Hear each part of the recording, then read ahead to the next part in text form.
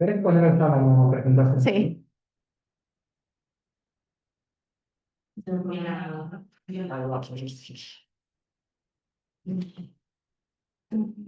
a hacer un poquito y para desmutear, ¿no? La que me voy a fijar por las dudas.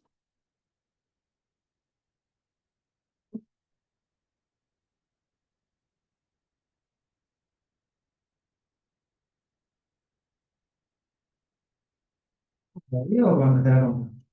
No, ya te lo. Gracias. Bueno, arrancamos entonces. Buen día. ¿Cómo va? Voy a poner por acá. Están muy alejados, pero bueno, ahí gritamos. Bueno, yo me llamo Martín Nayar, ¿sí? Para quienes no me conocen. Soy de médico de planta de cuidados paliativos desde hace muchos años acá en el hospital. Em, Hicieron la primera parte del taller con Daniela, sí, una de nuestras médicas de planta también, hace un par de martes. Y lo primero quería preguntarles qué dudas, preguntas o comentarios les quedaron sobre esa primera parte. Es decir, lo que hablaron de, bueno, generalidades de dolor era algo que se supone que por ahí tenían que leer ustedes, pero sobre todo la parte de evaluación. Evaluación entendido en el contexto, en el concepto como bien amplio, ¿no? No solo medición de la intensidad con escala, sino lo que vieron con Dani como evaluación. No sé si les quedaron dudas, preguntas. ¿Quedó todo clarísimo? Ok, está.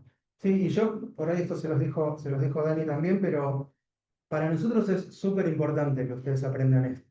La verdad es que, a ver, no tenemos dudas de que tiene que ser parte de la currícula de la formación de un pediatra general, solo por el dato de prevalencia, solo por eso.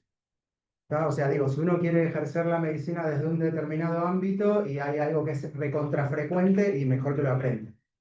¿Sí? Después, si hay algo que es mucho más raro, bueno, podría no aprenderlo, saber a quién preguntarle o saber a dónde ir a leerlo. Pero la verdad que la situación de dolor, agudo sobre todo, pero también situaciones de dolor prolongado, las van a encontrar en los chicos, hagan lo que hagan dentro de la pediatría, ¿no?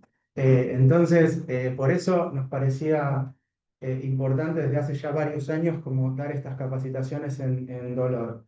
Y además porque, a ver, todos los años le intentamos dar una vuelta porque la sensación es que no es algo que termina de quedar claro lo que pretendemos que quede claro, que no es el manejo del paciente con dolor refractario, de difícil manejo, con intervencionismo, no eso.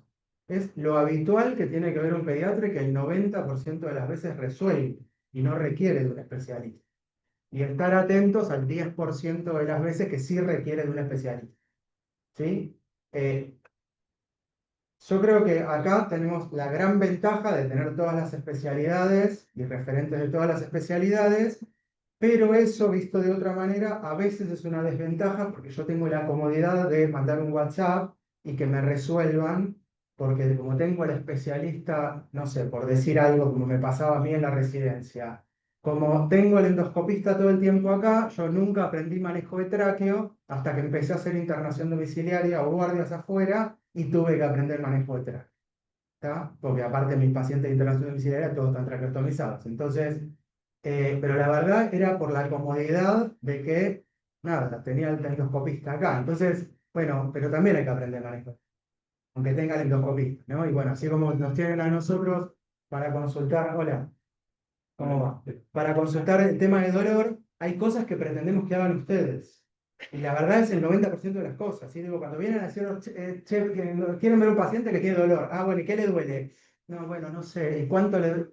Bueno, nada, averiguó un poco y después venía a contarme el paciente, ¿no? Eh, pero aparte, no por una cuestión de sacarme el laburo a mí, sino por una cuestión de que, primero, que nosotros no tendríamos la capacidad de ver el 100% de los pacientes que tienen dolor en el hospital, que es un porcentaje altísimo de los pacientes que están tanto internados como en la guardia o ambulatorio. Pero además, porque ustedes lo tienen que aprender. Así que, listo, ya los convencí, ¿no? Bueno, entonces, a ver, vamos a trabajar como con la misma modalidad, o sea, taller, ¿sí? Tratando de armar entre todos algún contenido teórico y si después del tiempo hacemos como un repaso teórico y ordenamos los conocimientos. Pero eso es algo que se puede leer, así que no, por ahí no lo prioricemos. Vamos a tomar los mismos casos que usaron la otra vez con Dani, ¿sí? Que lo vamos a leer. ¿Llegan a leer desde ahí? ¿Desde tan lejos que están? Sí. Bueno. Entonces, a ver, si se acuerdan, yo hice ahí como medio así como un punteo de los casos porque así los podemos recordar. Les habían pasado de terapia dos hermanos que habían sufrido un politraumatismo por accidente en vía pública hacia 4 días previos, ¿no? Uno de los hermanos es Martín, que tiene 13 años, tiene un scalp en pierna derecha suturada y una fractura de pelvis con una fijación externa.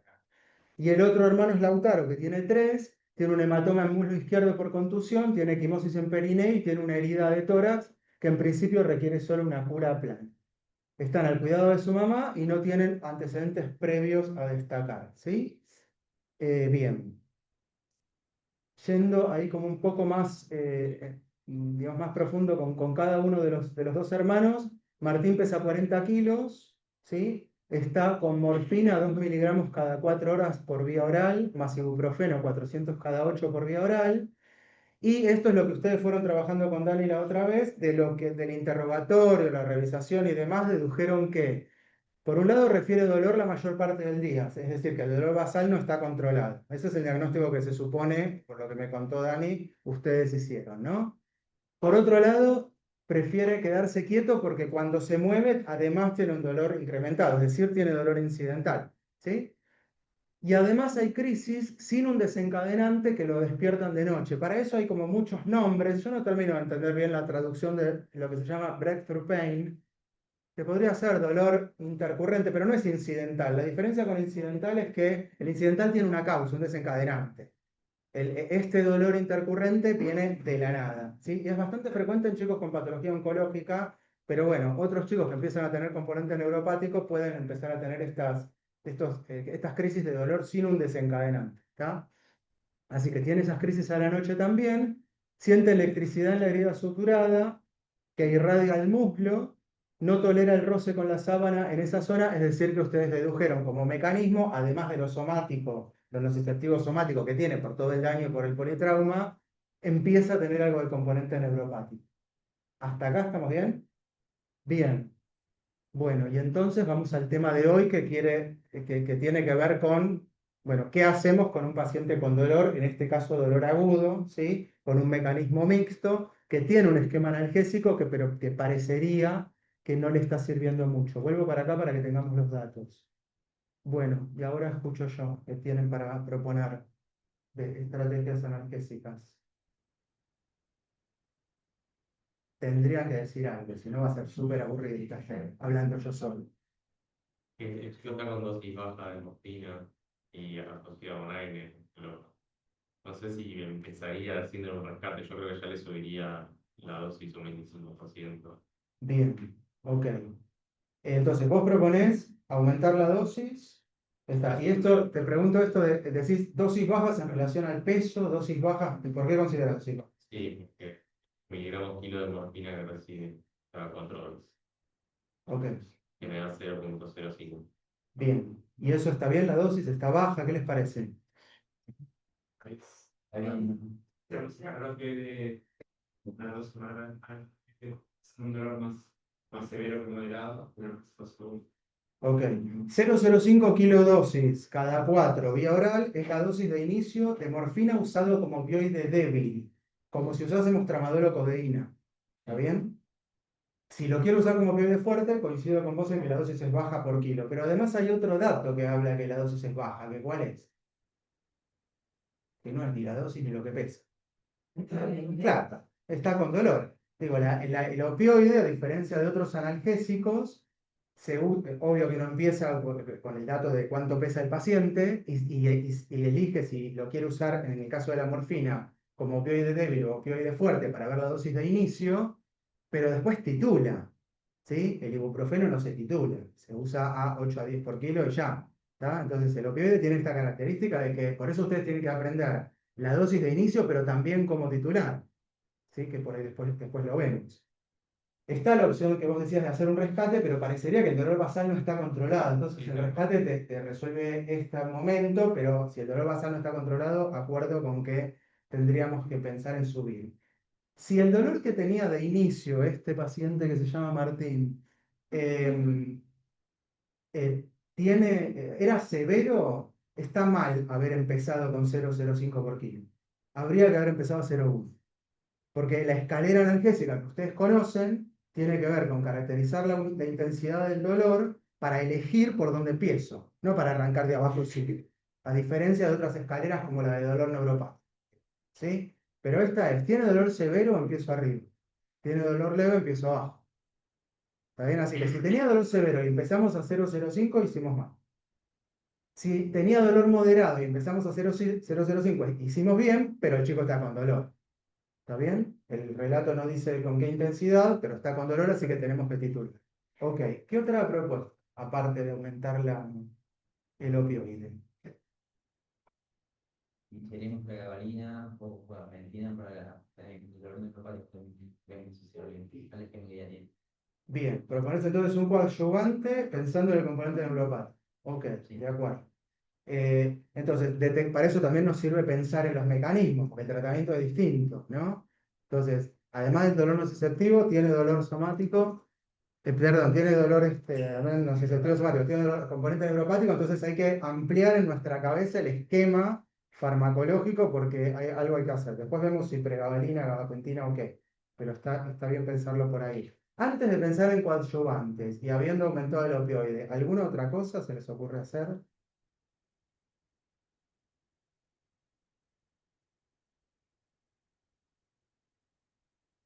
Vamos a bajar la.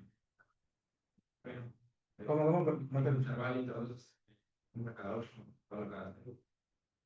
Sí, sí, está bien. Podría ser, eso te lo tomo como válido para dolor agudo, ¿eh? Dolor que en realidad uno trata de usar AINES casi exclusivamente en dolor agudo. En alguna otra situación de dolor prolongado, igual uno trata de limitar el AINE por todas las cuestiones de los AINES que por ahí ya conocen. La verdad siempre tratamos de usarlo cada 8. ¿Sí? Hace unos años, esto se los cuento. Hace unos años éramos como bastante poco cuidadosos con el uso de AINES. Y con los años aprendimos a las patadas y lamentablemente con nuestros pacientes a ser más cuidadosos con el uso de AINES. Y más cuidadosos quiere decir quizás aumentar los intervalos, por ejemplo, usar tanto la dipirona como el ibuprofeno cada 8 en lugar de cada 6. Igual puede usarse cada 6 y en un postquirúrgico está perfecto que se use cada 6 o en un dolor digamos, muy próximo al politrauma también, pero después uno, para llevarse en la cabeza, tratemos de usar cada 8 si se puede. Y en lo otro que somos cuidadosos es en las dosis, ¿está bien? Porque antes, y de hecho también lo van a seguir leyendo, la dosis máxima de ibuprofeno era de 2.400 miligramos, y estuvimos leyendo revisiones que empiezan a cuestionar esas dosis máximas, de todos los AINES, no solo de ibuprofeno. Porque, a ver, los AINES son la primer causa de hemorragia digestiva en el mundo.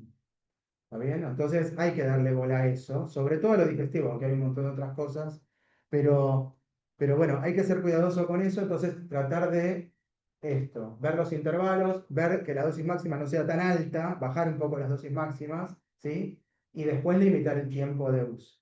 Pero bueno, podría tomarlo esto entonces de que podemos bajar el intervalo de interdosis del ibuprofeno a cada 6, eso estoy de acuerdo. Hola. Em, ¿Algo más? ¿Alguna otra cosa se les ocurre hacer con el ibuprofeno? Digo, ¿alguna otra opción tengo? Hasta acá aumentamos el opioide, quizás pusimos el ibuprofeno cada 6, pensamos en un coadyuvante para dolor neuropático.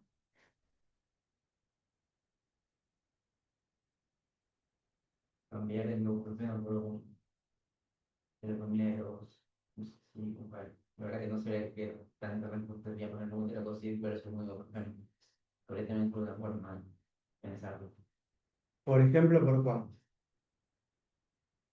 Que no sé, una terapeuta podría ser. No, si le aumento la morfina, pensaría en sacarle el ibuprofeno. Sí, o cambiar por Bueno, así que estamos entre sacar el ibuprofeno, cambiar a paracetamol o cambiar el ibuprofeno por otro AINE. Toricoxib tenemos, estás pensando en un coxib, pero Tenemos la limitante de la edad de aprobación en pediatría, ¿sí? Que también tenemos la edad de... Decime alguno que esté aprobado en pediatría. Etiquiciclo, ketorolac, naproxeno, todos esos los tenemos aprobados, porque si no está pensando muy en adultos, ¿tá? Así que parece que estamos ahí como, digo, estamos en el extremo entre saco el aire o le pongo un aire más potente. Bueno, a ver, decidamos eso primero, pues, ¿no? Morfina, 0,1 y después poner el paracetamol arreglado. Ok, más propuestas, ok. Bueno, tenemos que tratar de argumentar lo que se nos vaya ocurriendo. Todas esas que dicen son opciones, pero argumentemos. A ver, ¿quién está de acuerdo en sacar el aire y poner... A ver, ¿vos decís sacar el aire poniendo paracetamol o sacar el aire y dejar la morfina sola? Yo la morfina veo como está, si está bien, capaz no necesitaría ibuprofeno, no lo que Sin ponerle nada más aparte del opioide. lo pienso. ¿En qué tipo de evolución estamos? Cuarto día post Cuarto día. traumatismo y sale de terapia y viene a la sala y ustedes lo ven en la sala. Ahí está, cuarto día. Este chico tenía el scalp y la fijación externa, la fractura de pelvis con la fijación. ¿Quién está de acuerdo en dejar el opioide solo? Y los que no están de acuerdo, que parecerían ser la mayoría, ¿por qué no están de acuerdo? Que seguimos en opinión con la evolución. Mejor estamos en la duda todavía, también estamos buscando problemas. Ahora viene más controlado. Claro, entonces deja la idea. Bien. La bajaría. En su día. Está bien, es cierto que estamos subiendo la morfina, pero es un dolor agudo básicamente inflamatorio. Necesito un antiinflamatorio. Así que yo no acuerdo tanto con sacarle todo. Pero aparte hay otro argumento por el cual dejaría un AINE, o ahora discutimos, o paracetamol. Pero ¿por qué tengo que asociar el opioide con otra cosa? Casi siempre. Para sinergia y además porque por ahí habrán leído esto de que tanto AINES como paracetamol son ahorradores de opioides. No que reemplacen, sino ahorradores de opioides. ¿Sí? Entonces, si yo pretendo controlar un dolor, y más un dolor inflamatorio, como claramente es este, porque tiene un politrauma, ¿no? Más allá de que ahora empieza a tener componente neuropático, pero básicamente tiene un dolor nociceptivo somático de causa inflamatoria, porque tiene una fractura, porque tiene el scalp, porque tiene la fijación, bueno, por todo esto tiene la inflamación. Si tengo que controlar el dolor solo con opioides, sin agregarle otra cosa, idealmente un antiinflamatorio, la dosis de opioide que voy a necesitar va a ser alta, es decir, con efectos adversos. Entonces, si yo lo asocio, si se acuerdan la escalera analgésica, ya sea la de 3 escalones o la de 2, que propuso la OMS desde 2012, desde el primer escalón está AINE paracetamol y en el segundo y tercer escalón, en el segundo escalón de la de 2 escalones, dice opioides más AINES o paracetamol, siempre. ¿Por qué? Porque necesito la sinergia, porque es ahorrador de opioides, entonces me permite usar opioides más bajos. Hay situaciones en las que está completamente contraindicado el AINE. Digo, si este chico además tuviese una hemorragia digestiva, y no le pondría ninguna. Discutiría lo del paracetamol, pero si además, no sé, por complicarla más, está con anticoagulantes, que tiene una interacción el paracetamol con los dicumarínicos, tampoco le puedo poner paracetamol. Bueno, ahí no me queda opción, le tengo que poner opioide solo, y va a ser a dosis altas y con toxicidad. Pero eso es raro. Siempre que podamos, en dolor agudo, posquirúrgico, postraumático, digo, cualquier causa, que si piensan, la mayor parte de los dolores agudos son inflamatorios. Está el mecanismo inflamatorio. Entonces, la mayor parte de las veces, en dolor moderado o severo, el opioide lo tengo que asociar con paracetamol.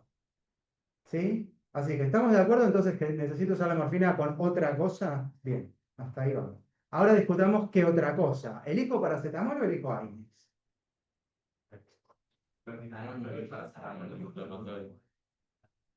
Claro, depende cómo lo pienso, ¿no? Si lo pienso por el mecanismo inflamatorio, sin duda AINES.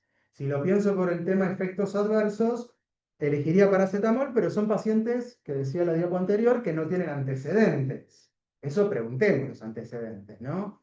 Pero si puedo y no tengo contraindicación, dolor inflamatorio, agudo, cuarto día, AINES, no paracetamol. Si después el dolor se prolonga y se complica y se infecta y yo qué sé, y tengo que prolongar mucho en el tiempo, y quizás en un momento sí pienso en switcharlo a paracetamol. Pero si no, el mejor esquema hasta acá sería opioide, ¿sí? Más el AINE, más el coadyuvante, ¿sí? ¿Alguno leyó la posibilidad de combinar el AINE con paracetamol? ¿Tiene lógica combinar el AINE con paracetamol o no tiene? Se puede, tal vez visto yo en artículos cuando son postoperatorios Ujú. o procedimientos odontológicos, por ejemplo. Puedes dar un paracetamol combinado con un AINE. Bien, de acuerdo. No es- ¿Lo habían leído eso? ¿Que se Claro, puede sí, combinar? puede combinar. No tienen beneficio. Bueno, A ver, no, no escucha, perdón. Uno derive la box más a nivel periférico y Sí, otro más central, entonces hacen como sinergia y tienen lo mismo, pero al mismo nivel. bien. Podría Sí, ser- el AINE también tiene acción central, no solo periférica, pero el paracetamol tiene básicamente acción central. Y además con una COX que no toca los AINES, que es la COX-3, que está más en el sistema nervioso central, ¿no? Así que tendría algún sentido, porque el mecanismo es parecido, el sitio de acción es sutilmente diferente y en realidad estoy logrando sinergia. Y de hecho, los nuevos protocolos de dolor posquirúrgico combinan AINES con paracetamol. Así que podría ser una... A ver, supongamos esta situación. Yo le subo el opioide, ahora vemos si cambio el aire o no, pero bueno, no termino de controlar el dolor, empiezo a tener toxicidad por opioides y quizás una estrategia sea combinarle con paracetamol. No sacarle el aire, sino combinar. Y en principio no suman efectos adversos por un tiempo breve. Porque eso también tuvimos que cambiar nuestra cabeza con respecto a lo que aprendimos en la facultad. El paracetamol, al no ser un AINE, no es gastrolesivo, no es antiagregante, no es nefrotóxico. Sí, depende del tiempo y la dosis. Porque algún efecto periférico tiene, por lo tanto, en dosis altas. Y ahí de nuevo viene este tema de cuál es la dosis máxima de paracetamol, que también se revisó en los últimos años. Entonces, ahí, si tengo dosis altas en un tiempo prolongado, empiezo a ver efectos adversos del paracetamol, que por ahí antes no les daba bola, medio parecido a los AINE. Así que podría usar esa combinación, pero por un tiempo breve. Pero no está mal pensarlo y de hecho se usa. No sé si es lo primero que le diría a este paciente, porque quiero como simplificarle, no complicarle las cosas. O sea, vería ahí como un esquema de dos drogas para después pensar, o dos analgésicos primarios, además del coadyuvante, para pensar en paracetamol como una segunda línea. ¿Está bien? Bueno, algo que vuelvo un toque para atrás. Algo con respecto al opioide. Vos planteaban el tema del aumento del opioide. ¿Cómo aumentaría? Que tiene ahora 0,05 la morfina, ¿a cuánto aumentaría? Ujú, sí. ¿Un 50% o a 0,1? Ok. Piensen que, porque si no es medio confuso, ¿no? Pero, a ver, ¿cómo se hace el aumento de morfina? Si yo estoy usándolo como opioide débil, es decir, 0,05, y el dolor es severo, no se controla, como pasa a este paciente, directo lo subo a 0,1. O sea, lo paso a opioide fuerte. Pero después los aumentos, o sea, estoy aumentando un 100%. ¿Está bien? Pero después los aumentos no son de a 100%. Después hay que respetar porcentajes de aumento, si no el paciente se intoxica. Pero en esta primera instancia, que lo paso de opioide débil a opioide fuerte, lo paso a 0,1. ¿Está bien? Si después no controlase, el siguiente aumento, ¿de cuánto sería? Un 50 como primer aumento de opioide fuerte y después un 25. Esto lo tienen que tener anotado, ¿no? De memoria, ¿eh? Pero sí. Existe como el opioide a 0,075. Como al 50% del No tiene sentido. La verdad que no. Está buena la pregunta. ¿Alguno lo hará? ¿Qué sé yo? No está escrito en ningún lado. No sé, por ahí uno puede hacer la prueba, pero si el chico tiene dolor severo, el opioide va a dosis de dolor severo. Y ya. Y tendría que haber ido a dosis de dolor severo si inicialmente tenía dolor severo. O sea, por eso decía lo de la escalera. La escalera no es para escalar de a poquito, es dónde ubicar, en qué escalón ubicarte y ahí arrancás. ¿Está bien? No sé, podría ser válido, pero me parece que también por experiencia de quizás en algún momento haber probado esa dosis intermedia no sirve para nada y como que no sé, que no ir directo a 0,1. Y después sí respetar esto de morfina como quede fuerte, ¿no? Primer aumento un 50%, siguientes aumentos de 25%. En vía oral, en vía intravenosa, subcutánea, continua o intermitente, los porcentajes son otros. Bueno, hasta acá entonces opioide, ibuprofeno con o sin paracetamol. Hasta acá está claro, ¿sí? Bien. ¿Qué antecedentes si nos hubiesen... No, a ver, les pregunto otra cosa. ¿En función de qué entonces uno elige el AINE? En este chico, alguien eligió ibuprofeno. Nosotros parecería que seguimos eligiendo ibuprofeno, salvo esta propuesta tuya de cambiar a otro AINE. O sea, hasta ahora ya dijimos, sin AINE no, cambiar el AINE por paracetamol no, eventualmente agregar paracetamol, y la otra propuesta que había entre ustedes será rotar el AINE. ¿En función de qué dijo qué AINE usar? En principio, con esa habilidad, la idea es que es menos agresivo. Pero los que hay, pues, no podemos ser agresivos. Uno quisiera capaz un enfoque más agresivo por el oral, pero ya usaron temas más asustados. Ok, Función renal, función hepática, una enfermedad de vaso, bien, todas esas cosas. perfecto. O sea que todo eso lo tengo que tener presente, ¿no? El estado clínico del paciente actual, sus antecedentes. También puedo preguntar, obviamente, alergias, ¿sí? Si hubo alergias a algún AINE. Y respuestas a, digamos, o un tipo de efecto adverso previo con alguna de las medicaciones que voy a usar. ¿Está bien? ¿Ese sería el criterio entonces? O sea, ¿le pongo sí o sí ibuprofeno? O digo, si este mismo paciente alguien le hubiese puesto de inicio diclofenac, ¿era un error o no?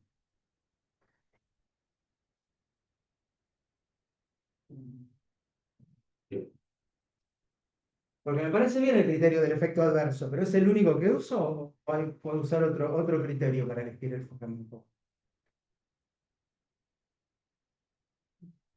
Bueno, siempre hablamos, por ejemplo, de la dipirona, hablamos de los hipocólicos, las caracterización de establecer, Ujú. Bien. vamos a ver, Perfecto. O sea que tenés en cuenta el motivo, la causa del dolor y esto del mecanismo, ¿no? Sí, la dipirona tiene como, aparte de que está bien muy cuestionado si es un AINE o no, es un AINE raro en todo caso, directamente ni es un AINE, es un fármaco con otras propiedades, entre ellas, diferentes de los AINES, la relajación del músculo liso a nivel visceral, por eso lo de los dolores cólicos. Así que está bien. Pero entonces, si tomásemos ese criterio, este chico tiene un dolor nociceptivo somático con gran componente inflamatorio. Probablemente, si no se complica, a medida que pasa el tiempo, cada vez menos componente inflamatorio. Se va alejando del evento, ¿no? del politrauma, como si fuese una cirugía. Eh, pero si mirase ese criterio, ¿está bien haberle puesto ibuprofeno a inicio o no?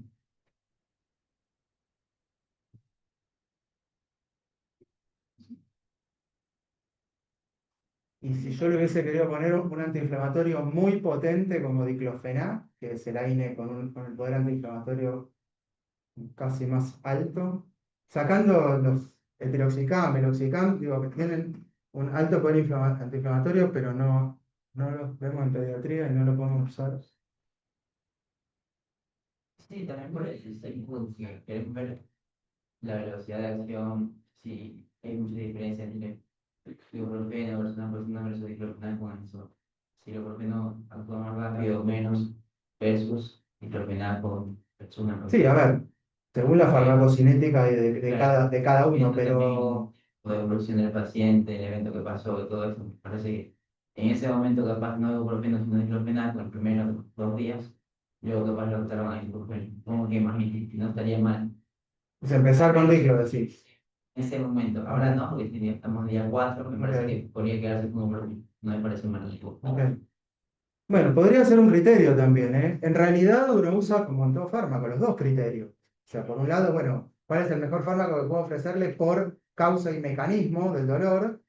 Versus no exponerlo a un efecto adverso potencialmente grave. Digo, si tenía, no sé, si este chico además sangró un montón y estaba con la bulimia más o menos al principio, y la verdad que ser cuidadoso con el riñón y el AINE, ¿no? Si estaba teniendo un sangrado gastrointestinal o tenía que usar otro fármaco gastrolesivo, y quizás el criterio ahí era por efecto adverso y sí elegía ibuprofeno. Pero quizás al principio, sin antecedentes, sin un tema renal, sin un tema gástrico, ¿sí? Por ahí hubiese estado bueno ofrecerle un AINE con más poder antiinflamatorio, por ejemplo, DIC. Pero también acuerdo que estamos en cuarto día, quizás ahora no tiene tanto sentido ahora rotar la diclofenac. ¿Está bien? Pero entonces, de esa manera razonamos qué AINE usar. ¿Sí? Uno está medio automatizado a que ibuprofeno dipirona y ya, pero la verdad es que tenemos otras opciones en pediatría, ¿sí? Em, por ejemplo, el naproxeno, por ejemplo, el diclofenac, y el ketorolac también, que tiene o sea, una alta potencia analgésica, tan alta que hay algunos trabajos que la comparan con opioides, ¿sí? Es raro leer trabajos en que se comparen fármacos que son tan diferentes, ¿no? Pero bueno, en función de la potencia analgésica, el ketorolac sería el de mayor potencia analgésica, pero curiosamente no es tan antiinflamatorio. ¿Está bien? Entonces depende cuál es la situación, ¿sí? Elijo quizás mejor diclofenac que ketorolac. Entonces son como sutiles diferencias entre los AINES, claramente no son todos iguales, no son, a ver, todos inhiben la COX y todo lo que sabemos, más otros mecanismos que no sé si llegaron a hablar con Dani o no, pero que bueno, mecanismos más centrales, pero después hay sutiles diferencias de cada uno, algunas se explican y otras no, nadie sabe explicar por qué el ketorolac es tan, digamos, tiene tan alto poder analgésico y no tanto antiinflamatorio como el DIC, ¿sí? Entonces, esas sutiles diferencias y el perfil de efectos adversos, que también es distinto y que le tenemos que dar mucha bola, es lo que nos permite elegir un AINE u otro o directamente contraindicar el AINE. ¿Está bien? Si quieren, aprovechamos un poco para repasar el tema. ¿Cuáles son los efectos adversos que tenemos que tener presentes en el uso de AINES? Medio general, ¿no? Con algunas después particularidades con cada uno, que ya lo fueron como diciendo, pero ¿cuáles serían los más importantes? Claro, toda la lesión de tubo digestivo, que no es solo gástrico, sino duodenal, e incluso a veces también úlceras colónicas, ¿sí? Sobre todo eso es en uso crónico. ¿Qué más?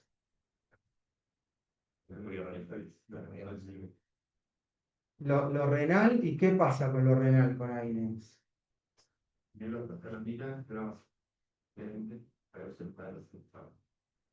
A nivel variable, tanto una insuficiencia renal aguda, con colegio, con una crónica.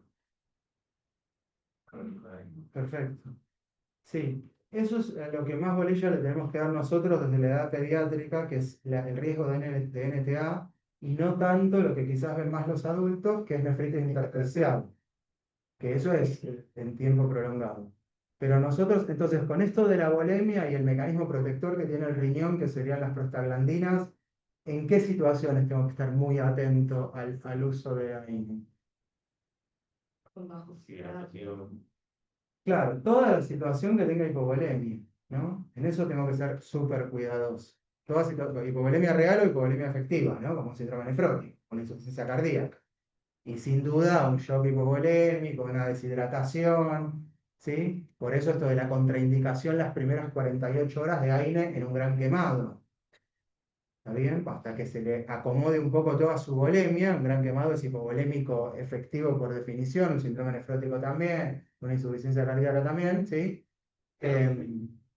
Entonces, ahí tengo que ser muy cuidadoso con el AINE. Serían las situaciones en las que no puedo usar AINE o elijo usar AINES con muy poco, digamos, muy poca disminución de la síntesis de prostaglandinas a nivel renal, como podría ser dipirona. ¿Bien? Bien, así que eso hay que ser cuidadoso con el riñón en las situaciones de hipovolemia. Ok. Que este paciente ya no, pero inicialmente quizás si vino con shock hipovolémico, por ahí era una situación, ¿no? ¿Y otro efecto adverso del AINE tienen que tener presente? Sí. Ajá. Bien. Así que eso, tener cuidado con el antecedente del paciente patología hepática, ¿no?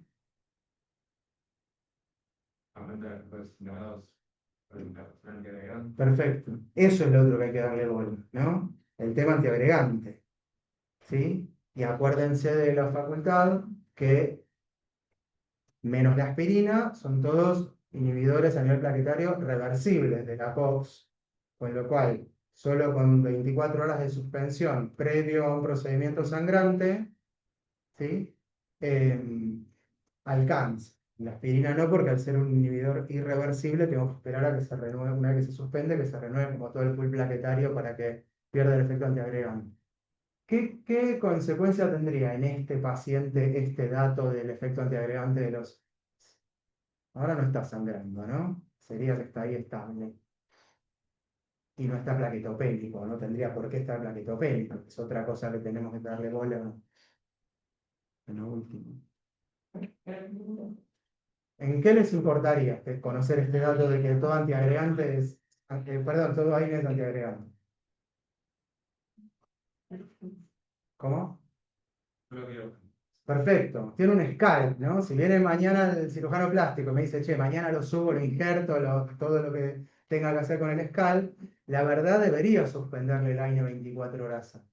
Y quizás ahí sí echar mano al paracetamol, aumentarle el opioide, bueno, ver qué hago, si estaba cumpliendo el efecto, digamos, que estábamos buscando del AINE.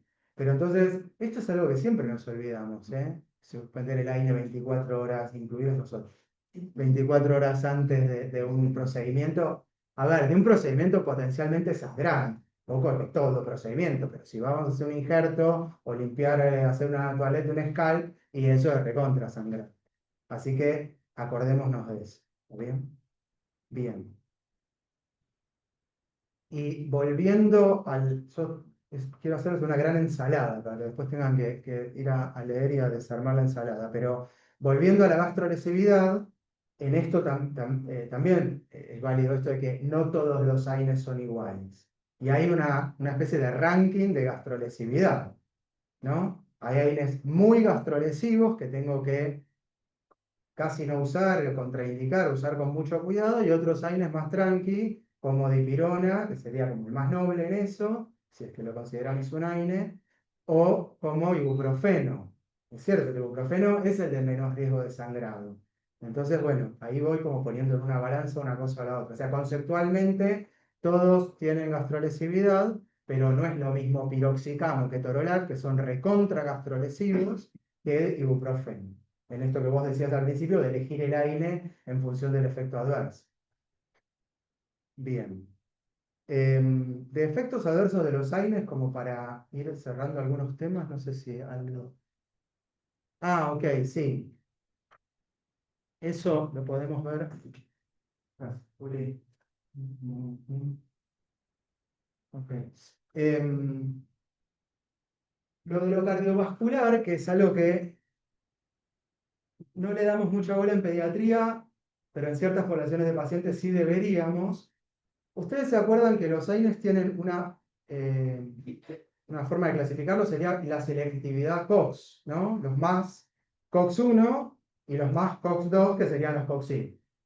Y en el medio hay algunos no selectivos, como el ibuprofeno, el naproxeno, ¿sí? Algunos tienden mucho al COX-1, como el ketorolac, y algunos tienden al COX-2 sin ser COX-IB, como el ketorolac. Como el diclofenac. ¿Está bien? Si no, después ponemos... Bueno, va a llevar mucho tiempo. Pero bueno, hay como una línea de COX-1, COX-2 y ubicando los AINES, después les paso en todo caso este power para que lo tengan, o buscan. Pero bueno, la voy ubicando como los AINES según la selectividad. Entonces, lo de la selectividad me sirve en función del poder antiinflamatorio que busque, pero sobre todo en el tema efectos adversos. Y digamos, tener como algo conceptual bien grande, los que son más COX-1 son gastrolesivos y los que son más COX-2 tienen riesgo de toxicidad cardiovascular. Y de hecho, los primeros COX-IB que se inventaron salieron de la venta por muertes por patología cardiovascular aguda. Así que en adultos eso hay que darle mucha bola. O sea, cuando yo le pongo un COX-IB en adulto, porque es cierto, por riesgo de gastrolesividad, el COX-IB es el más seguro, ¿sí? Y los adultos siempre tienen como muchos más antecedentes que los chicos para cuidar más la parte gástrica e intestinal, pero si tengo algo cardiovascular hay que ser muy cuidadoso con los COX-IB, ¿sí? O con el diclo, que tiene este perfil más COX-2. ¿Está bien? Y los otros están como en el medio, ¿no? Como estos que se llaman AINES no selectivos, ¿sí? Bien. Bueno, creo que de AINES está. Y lo tercero que ustedes habían mencionado era usar coadyuvantes pensando en el componente neuropático, ¿sí? Por ahí en esta instancia del taller no es una idea hablar de dolor neuropático, porque es todo un gran tema que quizás estaría bueno retomar en años posteriores de la residencia, pero es cierto que si yo detecto el componente neuropático como este paciente parece tener, ¿por qué uno piensa en componente neuropático? ¿Qué características hay ahí descritas que nos hacen pensar en que empieza a tener componente neuropático? Con heridas. No sé, la actividad el mecanismo. ¿Cómo lo describe? Ajá. Bien, acá tenemos la ventaja de un paciente que habla, ¿no?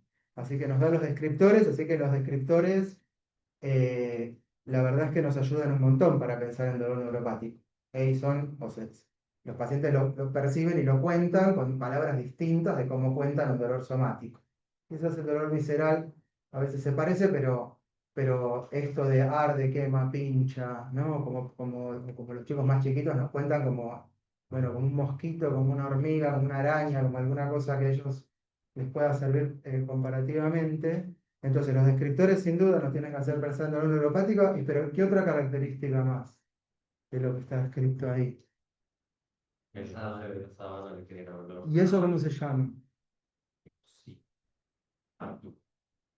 A los fibras. O sea, esto de que un estímulo no doloroso, alodinia, alodinia, ¿sí? Un estímulo no doloroso desencadena dolor, eso es alodinia, ¿sí?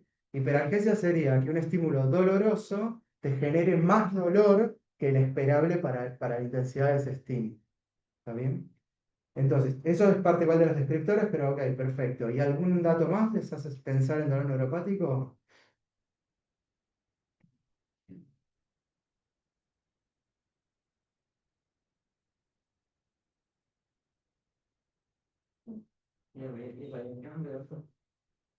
Sí, está dentro de los descriptores, está bien, que irradie, que tenga alodinia.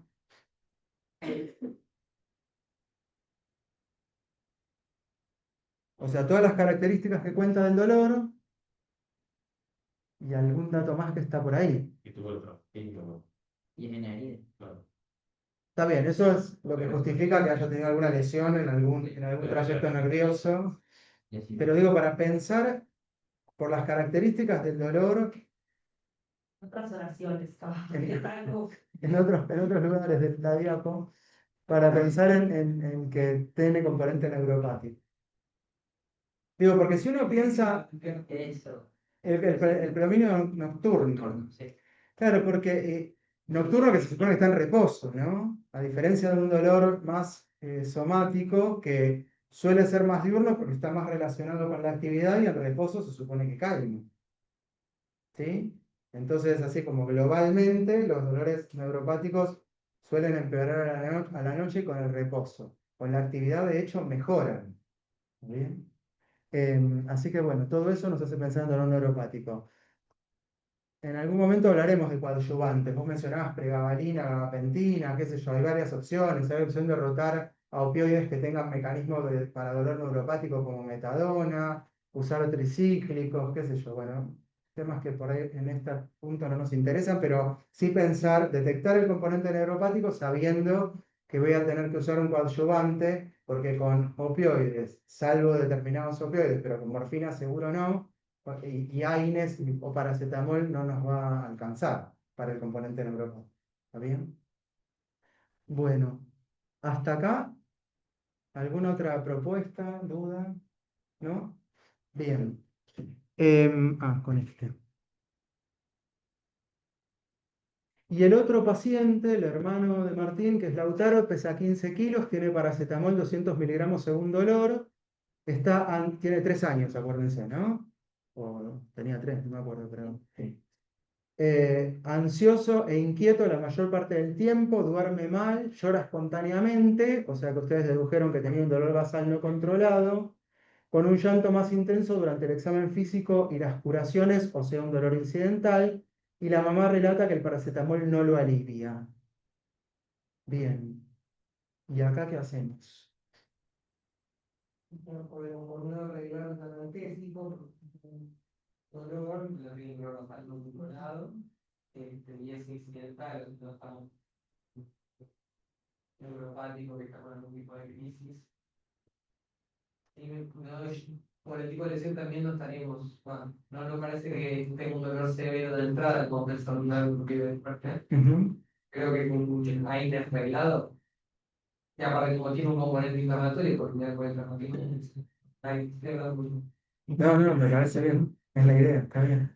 Ok, bien, entonces vos proponés arreglar la analgesia por un lado y en principio proponer ahí. Acá nos falta el dato por ahí de la intensidad, ¿no? Que nos ayudaría a elegir el esquema.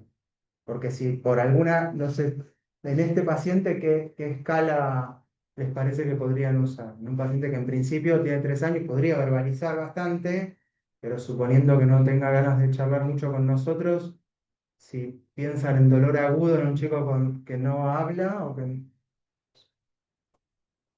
la visual, ¿cuál visual?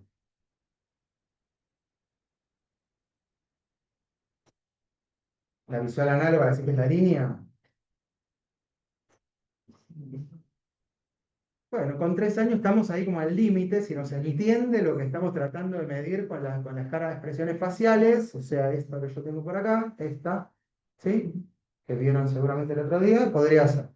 Es a partir de los 3, qué sé yo, hay chicos de 3 que la verdad que entienden bien, y hay chicos con 4 que no puedes usar esta, pero si se pudiese usar, estaría bien esa, ¿sí?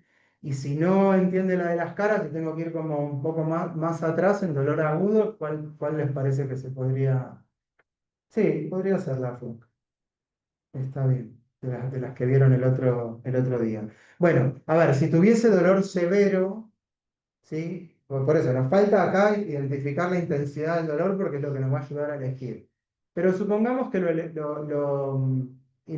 lo medimos y nos da, sin duda, que tiene dolor basal no controlado y dolor incidental, pero supongamos que tenemos, en intensidad nos da un dolor leve o a lo sumo moderado.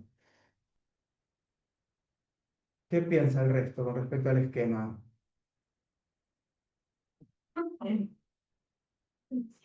Ok. Leve, ¿te parece que le querías morfina como pide de débil? Con moderado, está bien, con leve no. Con leve debería alcanzar con AINES o paracetamol, aunque el paracetamol parecería no servirle mucho. Pero si es dolor moderado, me parece bien agregarle morfina a dosis de opioide débil. Está. Me parece que es muy importante lo primero que vos decías, que es reglarle la analgesia. Este es un error como súper frecuente. Digo, el chico no parecía tener lesiones graves, tenía las equimosis, los hematomas, qué sé yo, no tiene fracturas, no tiene, digamos, tanto daño como el hermano, pero también estamos como cerca de un politrauma con hematomas. Yo realmente la indicación de según dolor, hay ciertas situaciones que lo tendríamos que desterrar de nuestra cabeza, ¿no? Según dolor. Claramente en un posquirúrgico. Digo, uno sigue viendo, por suerte no tanto acá, pero cuando consultan pacientes afuera, o cuando uno va a hacer guardias afuera, sigue viendo el paciente 24 horas posquirúrgico, no sé, morfina según dolor, ketorolac según dolor, ni hablar de ketorolac más diclofenac más ibuprofeno con rescate con dipirona, ¿no? O sea, todas las boludeces juntas, pero la verdad que según dolor en un posquirúrgico, en un politrauma, ¿no? La verdad tiene dolor basal. Si solo tuviese dolor incidental, o sea, solo cuando lo voy a llevar a hacer una placa le duele y el resto del día está bárbaro, bueno, podemos discutir si podemos usar un esquema según dolor.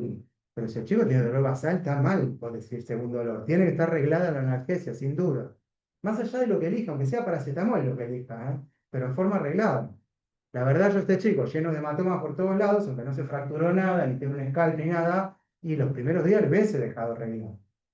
¿Está bien? Así que ese es el primer error, no tenía medicación reglada. El paracetamol, además de que no estaba arreglado, parece no servirle y con el mecanismo, como vos mencionabas, y también inflamatorio, y estamos en los primeros días, así que sin duda una. ¿Está bien? Y si además el dolor es moderado, además del AINE, tengo que agregar un opioide débil. Y acá las opciones, ¿cuáles serían? Vamos a hablar de morfina como dosis de opioide débil, que me parece bien, y qué otras opciones conocen. Tramadol, perfecto. ¿Codeína es una opción o no? Opioide débil que convierte a morfina. De lo que leyeron de codeína.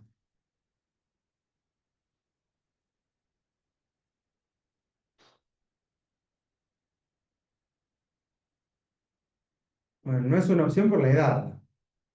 ¿Está bien? Después podemos discutir si estamos o no de acuerdo, pero en concreto, la edad de la codeína hoy está contraindicada en menores de 12 años y con precaución entre 12 y 16 años si son pacientes con apneas del sueño, obstrucción por hiperplasia amigdalina o sí, o adenoides sí, apneas, bueno, toda esa situación de obstrucción respiratoria contraindica hasta los 16 años. Así que por edad, codeína no es una opción. ¿Está bien? Antes, cuando no estaba esta prohibición, entre morfina y codeína, si queríamos usar opioide débil, sin duda que elegíamos codeína. Y tramadol, como dijeron, sí es una opción. Estrictamente, si uno lee la edad, parecería todo muy parecido a la codeína. Sin embargo, hay mucha evidencia para poder usarla, digamos, usar el tramador en chicos chiquitos tranquilo, ¿no? O sea, sin riesgo. ¿Está bien? Así que tenemos como esas dos opciones, tramador como, o sea, como opioide débil o morfina a dosis bajas como opioide débil. ¿Está? ¿Y en este paciente hubiesen pensado en algún coadyuvante o no? No, no parece necesitar nada. Listo. Bueno, y lo último que quería charlar es los últimos minutos, ya terminamos. Ya que al paciente anterior le pusimos opioide o le ajustamos el opioide y a este paciente quizás le tengamos que poner opioides, ¿qué efectos adversos tengo que tener en cuenta para elegir, para usar opioides? No para elegir, perdón, para usarlos, en el momento de usarlos. ¿A qué le tengo que prestar atención? Seguimiento, náuseas, vómitos, Bien, sensorio. sí, ok. Y todo eso ordenado en, dijiste, depresión respiratoria, constipación, emesis, ¿sí? ¿Conocen alguno más? Deterioro del sensorio ya sería intoxicación por opioide, no efecto adverso. ¿Sí? Retención urinaria, ¿qué más? ¿Cómo? Prurito. Prurito, ok, bueno, me quedan casi todos, buenísimo. Ahora hay que pensar en qué de eso es frecuente y qué no. ¿Está bien? El prurito recontra infrecuente. Existe, pero recontra infrecuente. Cuando existe, existe desde el principio. Y como no se produce tolerancia al prurito, tengo que cambiar el opioide. No tengo opción. Alguna vez nos escucharán decir, bueno, probemos con un antihistamínico. No es histaminérgico. Igual lo decimos, pero no es histaminérgico, pero le damos la chance, sobre todo cuando es un quilombo rotar el opioide. Digo, por ejemplo, no sé, paciente internado en la 9 con tiflitis, sin vía oral, con goteo de morfina. La opción que tengo es fentanilo, o sea, un quilombo. Lo tengo que pasar a terapia, o convencerlos a ustedes de que usen fentanilo en la guardia, en la sala, que es más difícil. Igual no sé por qué, porque si usan goteo de morfina, no entiendo por qué no usan goteo de fentanilo, pero. Bueno, entonces ese paciente por ahí le damos la chance ahí con antihistamínico. La verdad lo que hacemos es lo dormimos un poquito y no te molesta tanto el prurito, pero conceptualmente prurito por opioides, indicación de rotación de opioides porque no se produce tolerancia. Pero es un efecto adverso raro. Claro, no tiene brote, después puede tener lesiones por rascado, pero no es un efecto alérgico. ¿Está bien? Entonces, digo, y además está desde el principio. Porque a veces nos consultan, no, este paciente hace 2 meses que tiene morfina y se brotó y le pica todo. ¿Es la morfina? No, no es la morfina. ¿Sí? Así que prurito raro. Retención urinaria rara también. ¿sí? Y tampoco es un efecto adverso al que se produzca tolerancia, entonces si tiene retención urinaria, o cambio el opioide o le pongo una sonda, no me queda mucha más opción. ¿Está bien? Los que nos importan son, por gravedad, la presión respiratoria, por frecuencia, la constipación y la emesis.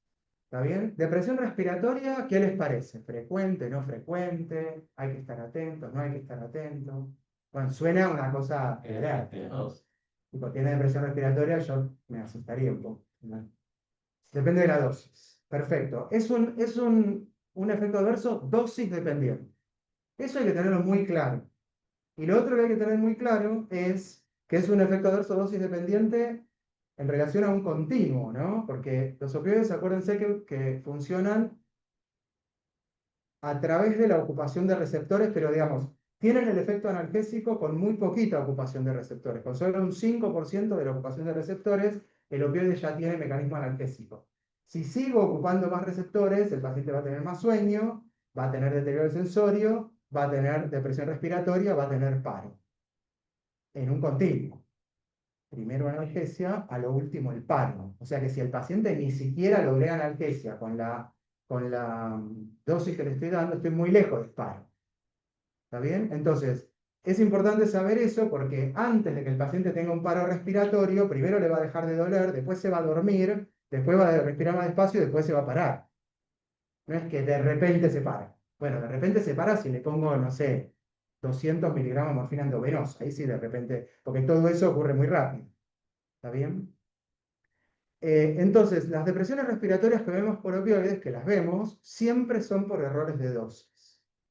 Siempre son por errores de dosis. Si yo usé la dosis adecuada al paciente, o sea, a su peso y a la situación que tiene, ¿sí?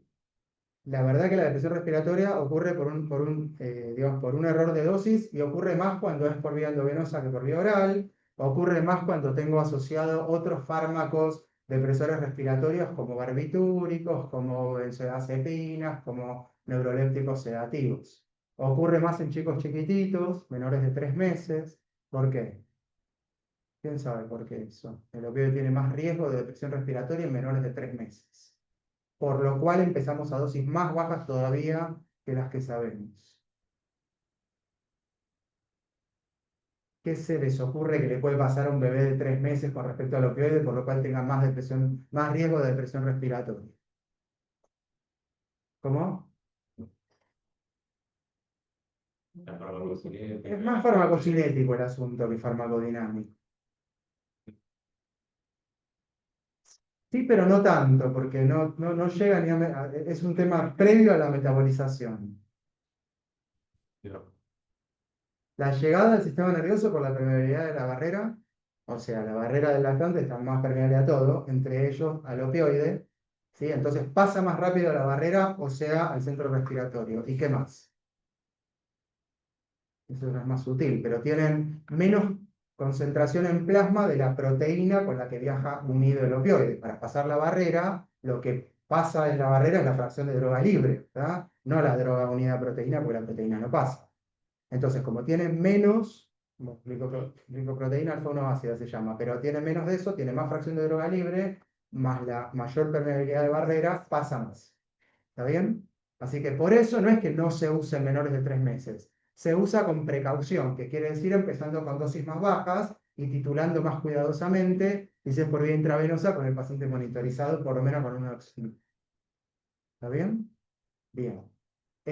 Así que hay que tener en cuenta esto de la depresión respiratoria. Si uso el fármaco correctamente, el riesgo de depresión respiratoria es mínimo. ¿Sí? Pero además, cuando uno dice el opioide es un fármaco seguro, que se pueda producir depresión respiratoria, ¿en qué es seguro? Y porque la depresión respiratoria es dosis dependiente, es un continuo, como decía, que primero tiene que generar analgesia, después somnolencia y recién después depresión respiratoria, pero además porque hay un antídoto. ¿Sí? Si yo uso un bloqueante, un antagonista MO, como es la naloxona, ¿sí? Rápidamente lo saco de la depresión respiratoria. Así que por todo eso, o sea, si la uso correctamente, si tengo naloxona a mano, porque los errores de medicación ocurren en nosotros que la indicamos, ocurren en los enfermeros que lo administran, ¿sí? Durante unos años nosotros estuvimos desde paliativos como a cargo el seguimiento de los efectos adversos graves de los opioides en el hospital y había eventos de depresión respiratoria en distintos ámbitos del hospital y eran todos por errores, pero errores muy groseros de dosis, ¿eh? No, que tenía 1 miligramo de morfina y la enfermera le pasó 1,2, no eso. Pero tenía uno y leyó que era 1 mililitro en lugar de 1 miligramo, y 1 mililitro son 10 miligramos. Más que por ahí era un lactante, 10 miligramos en un lactante en lugar de uno, y sí, paro respiratorio. Pero si tenemos la naloxona, si la tenemos, quiere decir, si la tenemos, la ampolla a mano, no encerrada en un cuartito que la enfermera mañana trae la llave, o sea, a mano en un carro de paro, y además la sabemos usar. O tenemos anotado en algún lugar, que sería el celular, supongo, cómo se usa. Entonces, por todo eso, con respecto a depresión respiratoria, el opioide es un fármaco seguro. ¿Está bien? Bien. Digo, quiero hacer mucho hincapié en esto porque mucha gente viene como ya preseteada que con la depresión respiratoria, y la verdad que no parece ser un problema. Hay que estar atento, pero no es un problema. ¿Sí? O sea, es un problema si le pasa al paciente, pero quiero decir, es un problema totalmente prevenible. ¿Sí? Bien. Y entonces los efectos adversos que sí tenemos que tener presente, la constipación, como vos decías, ¿sí? Todos los pacientes les va a generar constipación, morfina en forma universal, los otros opioides depende cuál, tramadol un poco menos, qué sé yo, sí, metadona un poco menos, fentanilo no, pero con morfina sí. Entonces, cuando yo les preguntaba en estos pacientes si había algún otro coadyuvante que podríamos usar, ¿sí? También se considera que aquellos fármacos que usamos para prevenir los efectos adversos de los opioides, por ejemplo los laxantes, se consideran coadyuvantes.